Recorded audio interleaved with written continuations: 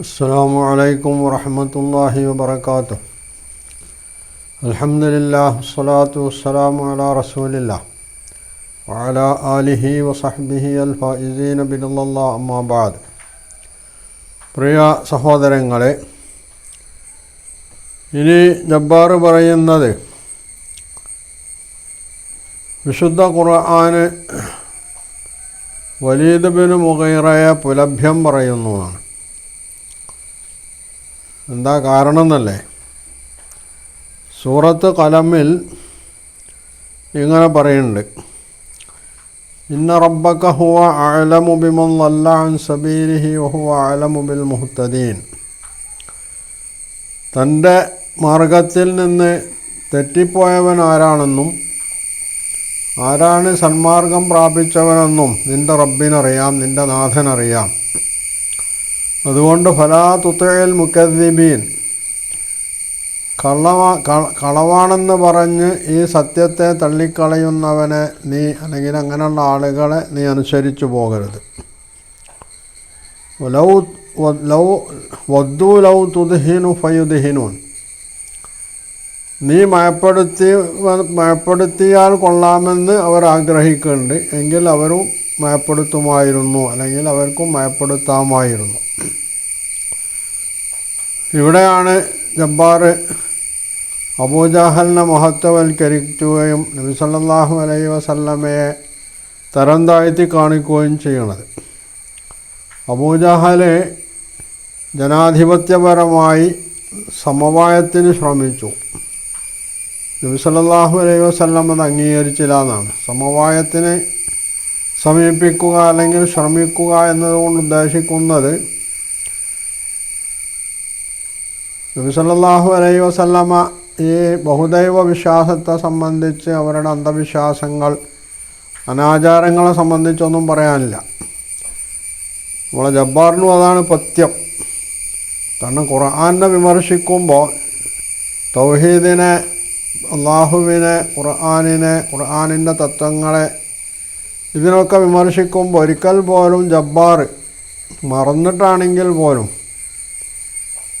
ഈ നാട്ടിൽ നടക്കുന്ന അന്ധവിശ്വാസങ്ങൾ, അനാചാരങ്ങൾ, അതുപോലെ ബഹുദൈവത്വപരമായിട്ടുള്ള വിശ്വാസങ്ങൾ, മൂപ്പർക്ക് ഏകദൈവത്വത്തോടെ വിരോധമുള്ളൂ.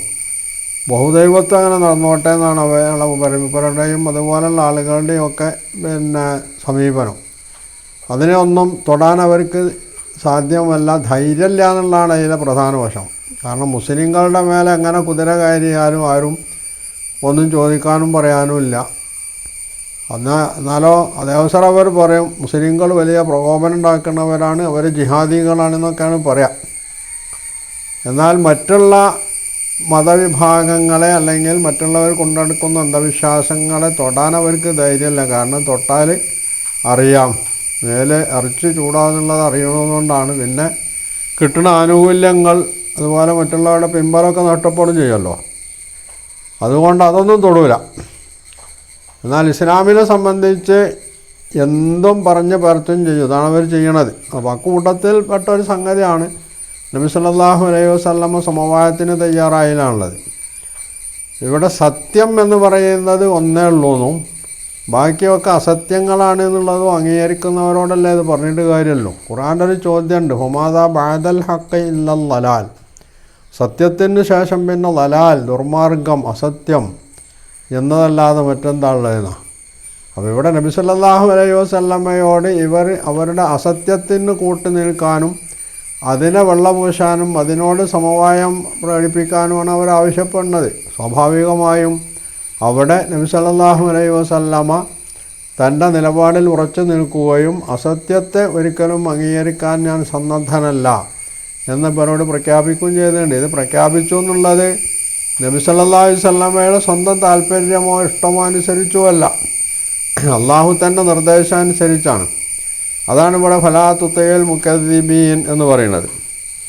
വദ്ദു ലൗ തുദ്ഹിനു ഫയുദ്ഹിനൂൻ, കള്ളം പറഞ്ഞ് കളവാണെന്ന് പറഞ്ഞ് ഇതിനെ തള്ളുന്ന ആളുകളെ നീ ഒരിക്കലും അനുസരിച്ചു പോകരുത്. നീ മയപ്പെടുത്തുമെങ്കിൽ അവർക്കും മയപ്പെടുത്താമെന്ന് അവർ ആഗ്രഹമുണ്ട് എന്ന് പറയുന്നത്.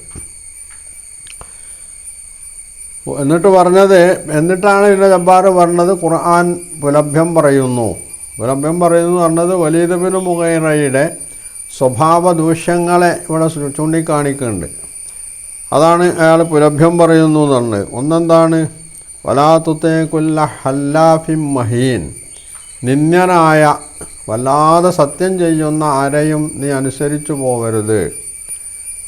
എന്നിട്ട് ഇതെടുത്ത് പറഞ്ഞിട്ട് പിന്നെ ജബ്ബാർ പറയുന്നത്, തഫ്സീറിൽ പിന്നെ പറയുന്നുണ്ട്, കൂടുതൽ സത്യം ചെയ്യുന്ന ആളുകൾ അവർ പിന്നെ പറയുന്നത് സത്യമായിരിക്കില്ല. സത്യം തങ്ങൾ പറയുന്നതിനെ സത്യപ്പെടുത്താൻ വേണ്ടി ശപഥം ചെയ്യുന്ന ആളുകൾ പറയുന്നത് സത്യമാവില്ല. അതുകൊണ്ട് ഖുർആനിൽ ഇങ്ങനെയുള്ള ഒരുപാട് സത്യം പിന്നെ ശപഥം ചെയ്യലുണ്ട്, ഖുർആനും ശരിയല്ല എന്നാണ്. ഇവിടെ യഥാർത്ഥത്തിൽ എന്താണ് സംഭവം?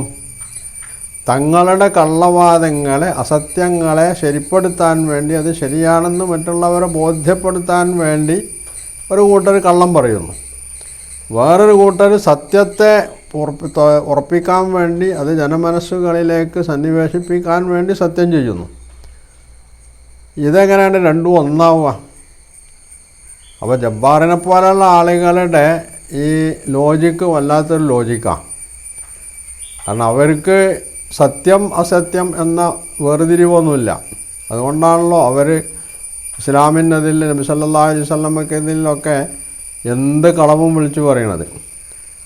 തങ്ങളുടെ കളവ് ശരിയാണെന്ന് വരുത്താൻ വേണ്ടി സത്യം ചെയ്യുന്നതും, എന്നാൽ സത്യത്തെ സ്ഥിരീകരിക്കാനും അത് സ്ഥാപിക്കാനും വേണ്ടി സത്യം ചെയ്യുന്നതും ഒരുപോലെയാണ് എന്ന് പറഞ്ഞാൽ, ആ മനസ്സിൻ്റെ രോഗാതുരമായിട്ടുള്ള ആ മനസ്സിൻ്റെ രോഗം അത് വല്ലാത്ത ഒരിക്കലും ചികിത്സിച്ച് മാറ്റാൻ പറ്റാത്ത രോഗമാണ് എന്നതാണ് വസ്തുത. ഇതാണ് ഇവിടെ ജബ്ബാറിനെ പോലുള്ള ആളുകൾക്ക് സംഭവിച്ചിട്ടുള്ളതും.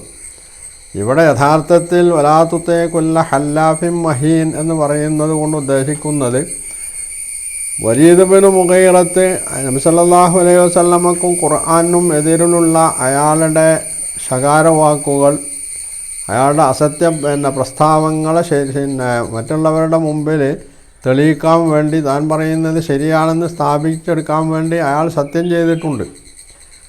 ആ സത്യം ചെയ്യുന്ന സ്വഭാവമുള്ളത് കൊണ്ട് ഇവനെ വിശ്വസിക്കാൻ പാടില്ല.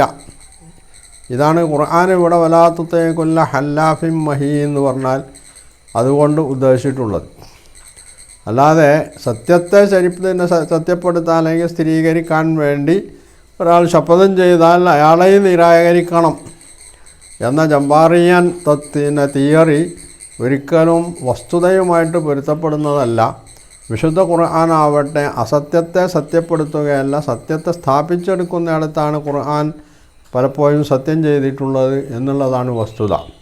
ഇത് മനസ്സിലാക്കാനുള്ള ബുദ്ധിയില്ലാഞ്ഞാൽ അത്തരം ആളുകളെ സംബന്ധിച്ച് പിന്നെ പറഞ്ഞിട്ട് കാര്യമൊന്നുമില്ല.